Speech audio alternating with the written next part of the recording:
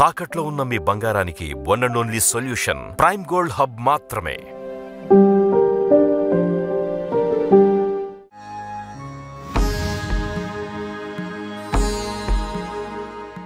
వరలక్ష్మి వ్రతం తక్కువ బడ్జెట్లో ఎలా చేయాలో ఈ వీడియోలో చూద్దాం. ఫస్ట్ ఈ పూజకి ముఖ్యంగా అవసరమయ్యేవన్నీ ఒక లిస్ట్ ప్రిపేర్ చేసుకోవాలి. ఇందులో ముఖ్యమైనవి పూలు, అరటిపళ్ళు, కలశానికి మామిడాకులు, తమలపాకులు, కొబ్బరికాయ, జాకెట్ ముక్క, గాజులు, బొట్టు. నేను ఆల్రెడీ వీడియోలో చెప్పినట్టుగా రేట్లన్నీ మారిపోతాయి వరలక్ష్మి వ్రతం వచ్చేసరికి. అందుకే నేను మరీ ముఖ్యమైనవి మాత్రమే తీసుకోవాలనుకుంటున్నాను. నేనేం కొనబోతున్నానో మీరు కూడా చూదురు కానీ రండి నాతో పాటు. రాగి చెంబు ఇంట్లో నా దగ్గర ఆల్రెడీ ఉంది కాబట్టి ఇప్పుడు కలసానికి కావాల్సిన జాకెట్ ముక్క, గాజులు మాత్రమే తీసుకుందాం రండి. ఇవెంత మూర? అవి మూర 30ఏనా? డజన్ అరటిపళ్ళు ఎంత? 60. ఓకే, ఒక డజన్ అరటిపళ్ళు. కొబ్బరికాయ ఎంత?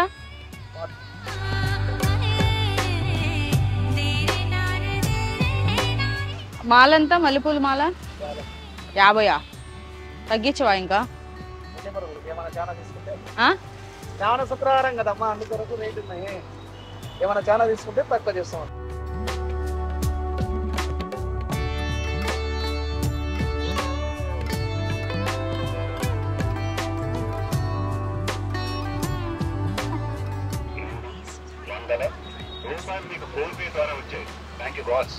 జాకెట్ ముక్కలు ఉన్నాయండి, చూపించరా?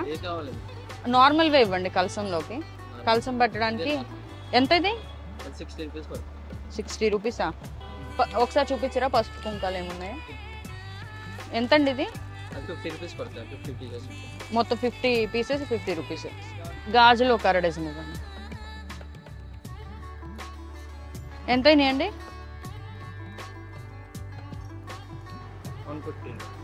150. చూసారా, ఈ జాకెట్ ముక్క 50 రూపాయలంట. ఇది తర్వాత మనం లైనింగ్ వేసుకోవడానికి కూడా పనికిరాదు. గాజులు అయితే మనమైనా వేసుకోవచ్చు, లేదంటే ముత్తైదులకి వాయనాల్లో అయినా ఇచ్చేస్తాం కాబట్టి ఓకే. విడిపూలు, కొబ్బరికాయ, గుమ్మానికి 2 మూరలు బంతిపూలు, తల్లో పెట్టుకోవడానికి మల్లెపూలు, వాయనాలకి తమలపాకులు, అరటిపళ్ళు తీసుకున్నాను. లక్ష్మీదేవికి కలువ పువ్వులు అంటే చాలా ఇష్టం. తీసుకుందాం అనుకున్నాను కానీ మన బడ్జెట్ దాటిపోతుందని తీసుకోలేదు. పూజ చేసేటప్పుడు ఎక్కువ పువ్వులతో చేస్తేనే ఆ పూజ చేసిన ఫీల్ ఉంటుంది. అందుకే తక్కువ పువ్వులు కొని ఎక్కువ పూలు బయట కనపడిన ప్రతి చెట్టు నుంచి తీసుకున్నాను. ఇక కలసానికి, గుమ్మానికి మామిడాకులు కూడా ఇక్కడ ఒక చిన్న చెట్టు ఉంటే దాని నుంచి తుంచాను. లక్కీగా ఇక్కడ తమలపాకులు కూడా కనపడ్డాయి. అవి కూడా నాకు కావాల్సినవన్నీ కోసుకొచ్చాను. పూజ చేసే రోజు పొద్దున్నే నిద్రలేచి ఇల్లంతా శుభ్రం చేసుకొని నెగిటివ్ ఎనర్జీ ఇంట్లోకి రాకుండా గడపకి పసుపు రాసి కుంకుమ బొట్లు పెట్టి నార్మల్గా బియ్యం పిండితో ముగ్గేసి, బియ్యం పిండితో ముగ్గెందుకు వేసానంటే ఈరోజు నేను చేసే పూజతో పాటు చిన్న చిన్న పురుగులకి, క్రిమి కీటకాలకి ఆహారం దొరకాలన్న ఉద్దేశంతో బియ్య పిండితో ముగ్గేశాను. నేను ఎక్కడా కూడా ఎటువంటి ఆర్టిఫిషియల్ పేడ రంగులు కానీ, ముగ్గులో రంగులు కానీ వాడలేదు, వేయలేదు. ఇక పూజ మొదలుపెట్టే ముందే ప్రసాదాలు ప్రిపేర్ చేశాను. నేను ఇక్కడ 9 రకాల పళ్ళు, 9 రకాల పిండి వంటలు తయారు చేయలేదు. మొత్తం నేను చేసినవి 5 రకాల నైవేద్యాలు మాత్రమే. అందులో 3 పరవాన్నం, పులిహార, శనగలు. అవి నా చేతితో నేను ప్రిపేర్ చేసినవి. ఇక మిగతా 2 అంటే అరటిపళ్ళు ఎలానో ఉంటాయి. అరటిపళ్ళతో పాటు కొబ్బరికాయ కొడతాం కాబట్టి మొత్తం 5 రకాల నైవేద్యాలు సమర్పించడం జరిగింది. పూజలో భక్తి ప్రధానం. మన శక్తి కొలది మనం చేసే పూజ మాత్రమే ప్రధానం, భక్తి మాత్రమే ప్రధానం. ముందుగా గణపతి పూజ చేసుకొని అయ్యాక 9 దారాలతో తోరం తయారు చేశాను. లక్ష్మీదేవి ఫోటో దగ్గర పెట్టి కుంకుమ పూజ, కలసారాధన, అదాంగ పూజ, లక్ష్మీ అష్టోత్తరం, వ్రత కథతో ఇలా సింపుల్గా నా వ్రతం పూర్తి చేసి 3 ముత్తైదువులను పిలిచి తాంబూలం ఇచ్చి ఆశీర్వాదం తీసుకున్నాను. ఇలా 500 రూపాయలతో నా వరలక్ష్మి వ్రతం మొత్తం పూర్తి చేసేసాను.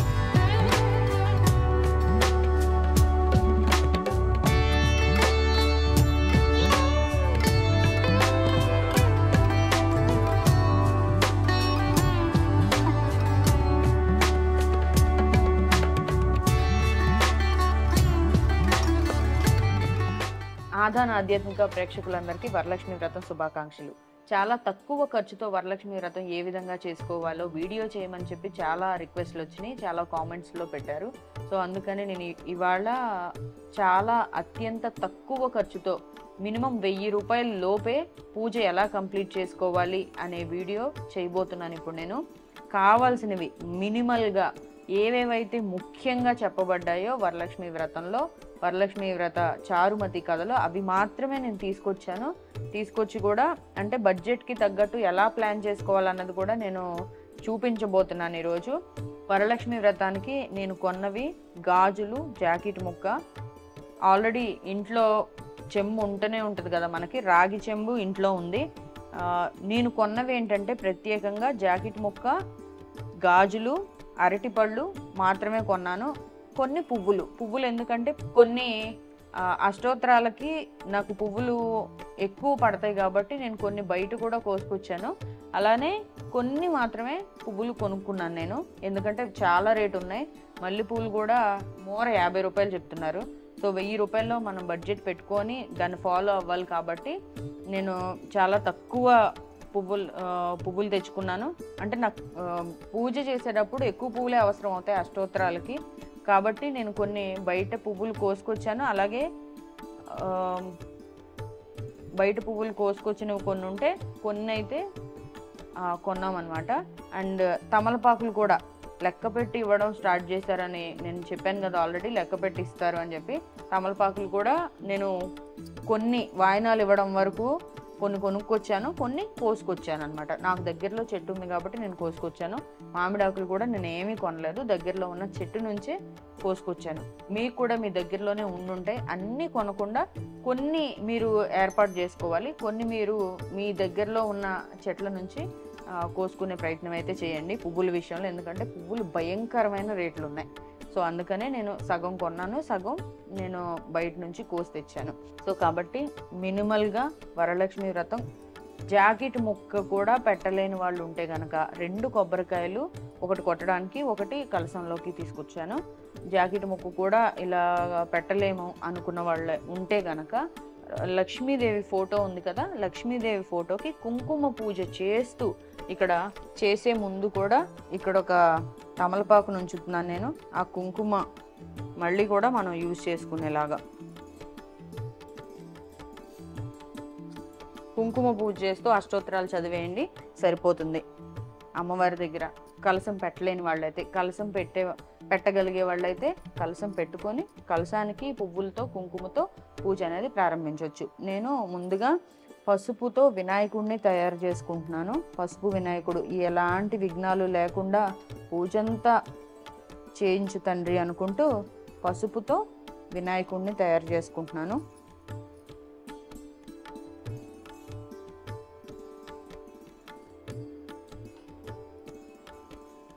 నేను అరటి పళ్ళు తప్ప ఎటువంటి పళ్ళు కొనలేదండి, ఎందుకంటే చాలా రేటు ఉన్నాయి బయట.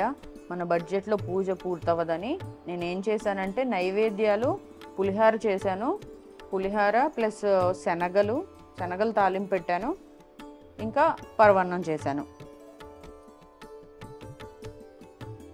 అంతకు మించి నేను ఎక్కువ ఏమీ ఖర్చు పెట్టలేదండి.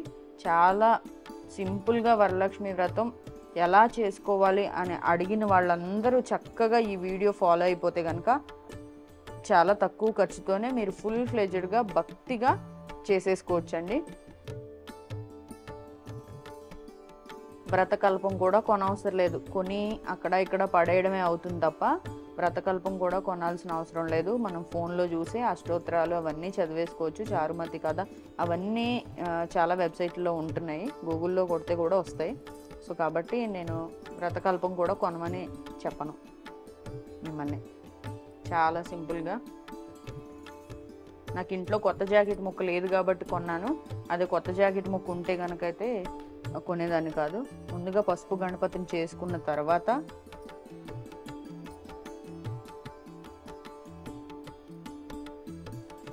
పసుపు గణపతిని చేసుకున్నాను నేను. స్వామివారికి గన్నేరు పువ్వులు అంటే ఇష్టమని అక్కడ కనపడితే కోసుకొచ్చాను అనమాట. గన్నేరు పువ్వులు ఆయనకి చాలా ప్రీతి, అందుకనే కొన్న పూలు ఉన్నా కూడా నేను గన్నేరు పువ్వులను పెట్టాను. ఓం గం గణాధిపతియే నమః. ఫస్ట్ ఇంకొక విషయం, తోరాలు రెడీ చేసుకోవాలి. మనం తోరాలు సిద్ధం చేసుకోవడానికి మనం 9 పోగులు దారం తీసుకోవాలి, 9 వరుసలు తీసుకోవాలి దారం, అలాగే 9 ముళ్ళు వేయాలి. ఈ 9 ముళ్ళకి నవమాతలు 9 ముళ్ళు అనేవి కూడా తెలుసా. నవమాతలు నవలక్ష్ముల్ని సూచిస్తూ మనం 9 దారాలు, నవలక్ష్ములను సూచిస్తూ 9 దారాలు 9 ముళ్ళు వేస్తాం.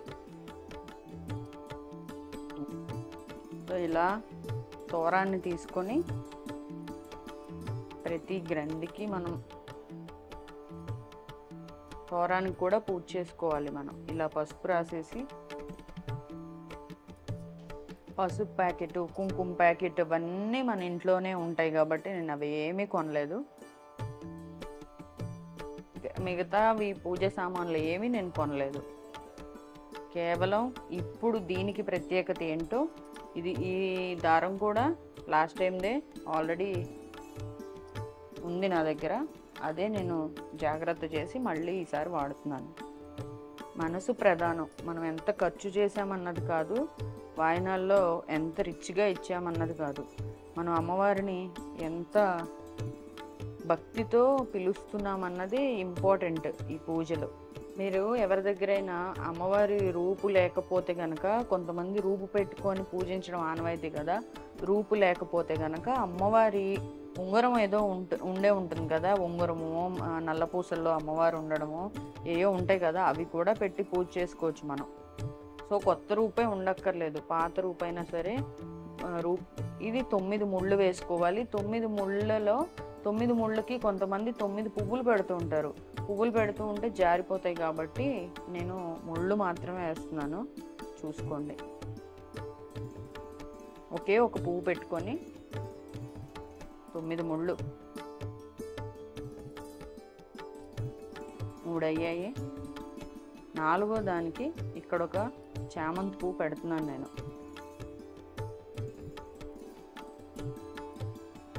ఇక్కడ ఒకటే పెడుతున్నాను.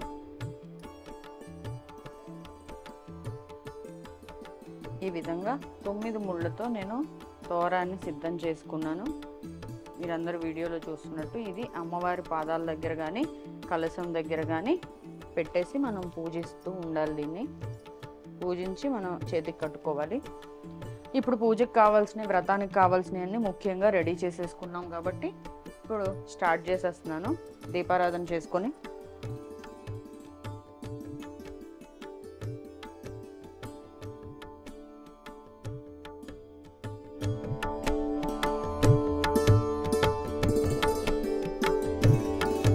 వక్రతుండ మహాకాయ కోటి సూర్య సమప్రభ నిర్విఘ్నం కురు మే దేవ సర్వకార్యేషు సర్వదా ఆగచ్చ వరసిద్ధి వినాయక అంబికా ప్రియనందన పూజా గృహాణ సుముఖ నమస్తే గణనాయక అని స్తుతిస్తూ గణపతిపై అక్షతలు జల్లుతున్నాను. యథాశక్తి షోడశోపచార పూజ చేసుకోవాలి. ఓం సుముఖాయ నమః, ఓం ఏకదంతాయ నమః, ఓం కపిలాయ నమః, ఓం గజకర్ణకాయ నమః, ఓం లంబోదరాయ నమః, ఓం వికటాయ నమః, ఓం విఘ్నరాజాయ నమః, ఓం గణాధిపాయ నమః, ఓం ధూమకేతవే నమః, ఓం వక్రతుండాయ నమః, ఓం గణాధ్యక్షాయ నమః, ఓం ఫాలచంద్రాయ నమః, ఓం గజాననాయ నమః, ఓం శూర్పకర్ణాయ నమః, ఓం హేరంబాయ నమః, ఓం స్కందపూర్వజాయ నమః, ఓం శ్రీ మహాగణాధిపతయే నమః. నానావిధ పరిమళ పత్ర పుష్పాన్ని సమర్పయామి, ధూపమాగ్రాపయామి.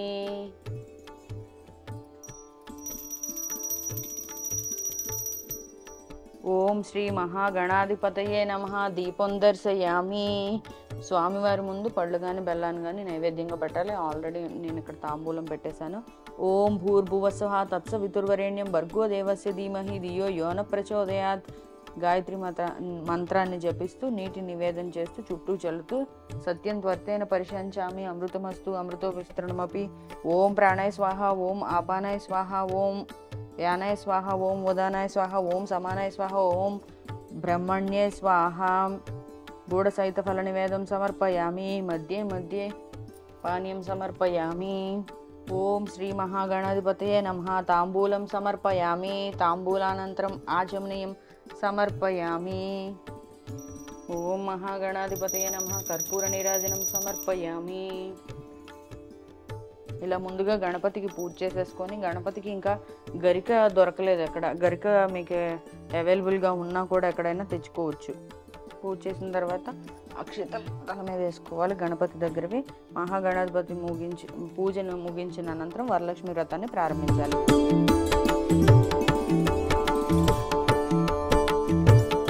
కలసస్య ముఖే విష్ణు కంఠే రుద్ర సమశ్రిత మూలే తత్ర స్థితో బ్రహ్మ మధ్య మాతృగృహ గే యమునే చైవ గోదావరి నర్మదే సింధు కావేరి జలస్మిన్ సన్నిధిం కురు ఆత్మానం సంప్రోక్ష పూజా ద్రవ్యణి సంప్రోక్ష సుస్థిరా భవామే గేహే సురాసుర నమస్కృతే అని ఆ దేవిని మనస్ఫూర్తిగా ధ్యానించాలి. సువాసిత జలం రమ్యం సర్వతీర్థం సముద్భవం పాద్యం గృహాణ దేవి త్వం సర్వదేవ నమస్కృతే శ్రీ వరలక్ష్మీ దేవత పాద్యం సమర్పయామి. శుద్ధోదక పాత్ర స్థగంధ పుష్పాదిమిశ్రితం అర్ఘ్యం దాస్యామి తే దేవి గృహాణ సురపూజితే శ్రీ వరలక్ష్మీ దేవతాం అర్ఘ్యం సమర్పయామి. సువర్ణ కలశానితం చందనాగురు సంయుతం గృహాణమన్నం దేవీ మయా దత్తం శుభప్రదే వరలక్ష్మీ దేవతాం ఆచమనీయం సమర్పయామి. పంచామృత స్నానం సమర్పయామి.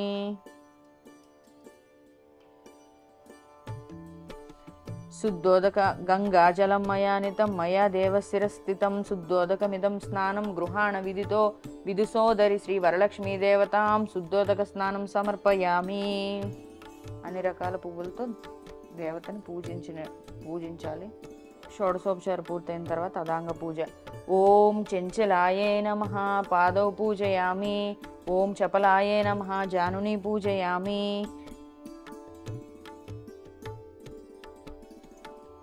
ఆ తర్వాత పుష్పాలతో అమ్మవారిని అష్టోత్తర నామాలతో శతనామాలతో పూజించాలి. ఓం ప్రకృత్యే నమః, ఓం వికృతే నమః, ఓం విద్యాయే నమః, ఓం సర్వభూత హితప్రదాయే నమః చదువుతూ తోరం కట్టుకోవాలి.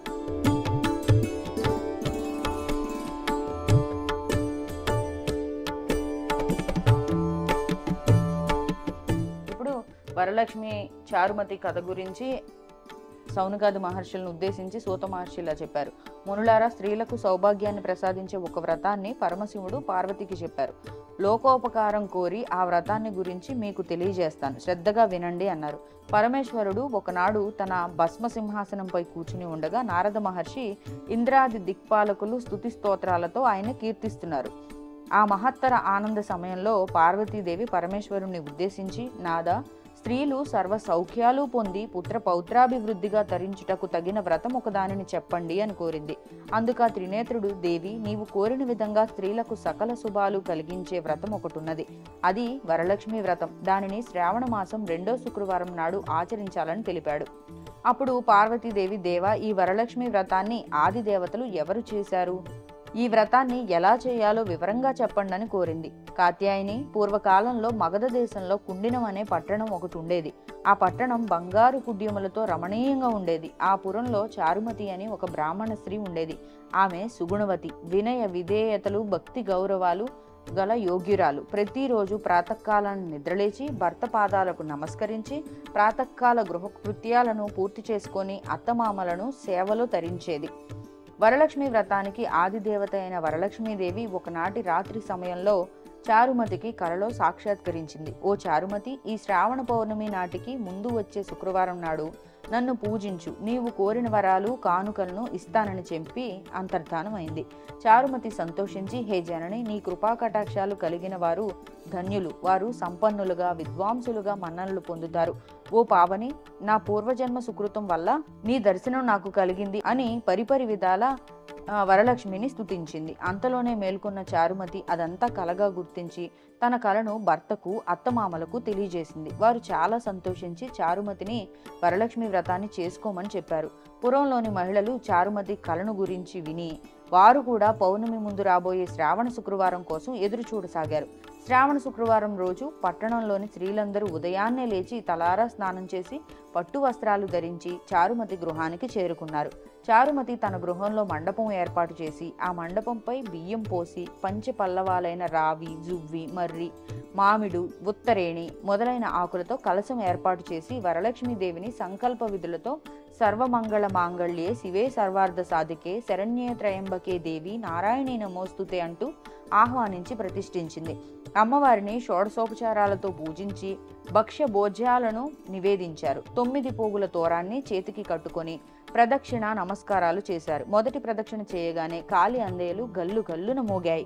రెండో ప్రదక్షిణ చేయగానే హస్తాలకు నవరత్న ఖచిత కంకణాలు దగదగా మెరవసాగాయి. మూడో ప్రదక్షిణ చేయగానే అందరూ సర్వాభరణ భూషితులయ్యారు. వారు చేసిన వరలక్ష్మి వ్రతం ఫలితంగా చారుమతి గృహంతో పాటు ఆ పట్టణంలో ఇతర స్త్రీల ఇళ్లు కూడా ధన కనక వస్తు వాహనాలతో నిండిపోయాయి. వారి వారి ఇళ్ల నుంచి గజ తరగ రథ వాహనాలతో వచ్చి ఇళ్లకు తీసుకెళ్లారు. వారంతా మార్గమధ్యంలో చారుమతిని వేనోళ్ల పొగుడుతూ ఆమెకు వరలక్ష్మీదేవి కలలో సాక్షాత్కరించి అనుగ్రహించగా ఆమె చేసిన వ్రతంతో తమను కూడా మహద్భాగ్యవంతుల్ని చేసిందని ప్రశంసించారు. వారంతా ఏటా వరలక్ష్మి వ్రతం చేసి సకల సౌభాగ్యాలతో సిరి సంపదలు కలిగి సుఖజీవనం గడిపి ముక్తిని పొందారు. మునులారా, శివుడు పార్వతికి ఉపదేశించిన ఈ వరలక్ష్మి వ్రత విధానాన్ని సవిస్తరంగా మీకు వివరించాను. ఈ కథ విన్నా, ఈ వ్రతం చేసినప్పుడు చూసినా కూడా సకల సౌభాగ్యాలు, సిరి సంపదలు, ఆయురారోగ్యాలు సిద్ధిస్తాయని సూత మహాముని సౌనకాది మహర్షులకు చెప్పారు. ఈ కథ విని అక్షతలు శిరస్సుపై వేసుకోవాలి. ఆ తర్వాత ముత్తైదువులకు తాంబూలాలు ఇవ్వాలి. అందరికీ తీర్థ ప్రసాదాలు ఇచ్చి పూజ చేసిన వారు కూడా వాటిని తీసుకోవాలి. అమ్మవారికి పెట్టిన నైవేద్యాన్ని వాళ్లే ఆరగించాలి. రాత్రి ఉపవాసం ఉండి భక్తితో వేడుకుంటే వరాలందించే తల్లి వరలక్ష్మీదేవి భక్తితో వేడుకుంటే ఈ వ్రతాన్ని ఆచరించడానికి ఏ నిష్టలు, నియమాలు, మడులు అవసరం లేదు. నిశ్చలమైన భక్తి, ఏకాగ్రత చిత్తం ఉంటే చాలు. నమస్తేస్తు మహామాయే శ్రీపీఠే సురపూజితే శంఖచక్ర గదాహస్తే మహాలక్ష్మీ నమోస్తుతే. నమస్తే గరుడారూఢే ఢోలాసురభయంకరీ సర్వపాపహరే దేవి మహాలక్ష్మీ నమోస్తుతే. సర్వజ్ఞే సర్వవరదే సర్వదుష్టభయంకరీ సర్వదుఃఖహరే దేవి మహాలక్ష్మీ నమోస్తుతే. సిద్ధిబుద్ధిప్రదే దేవి భుక్తిముక్తిప్రదాయనే మంత్రమూర్తే సదా దేవి మహాలక్ష్మీ నమోస్తుతే.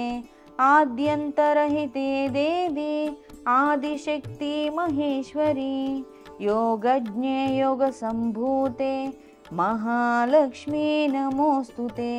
స్థూల సూక్ష్మే మహారౌద్రే మహాశక్తి మహాదరే మహాపాపహరే దేవి మహాలక్ష్మీ నమోస్తుతే. పద్మాసనస్థితే దేవి పరబ్రహ్మస్వరూపిణి పరమేశీ జగన్మాతః మహాలక్ష్మీ నమోస్తుతే. శ్వేతాంబరధరే దేవి నానాలంకారభూషితే జగత్సితే జగన్మాతః మహాలక్ష్మీ నమోస్తుతే. మహాలక్ష్మ్యాష్టకం స్తోత్రం ఏ పఠేత్ భక్తిమాన్ నరః సర్వసిద్ధిమవాప్నోతి రాజ్యం ప్రాప్నోతి సర్వదా.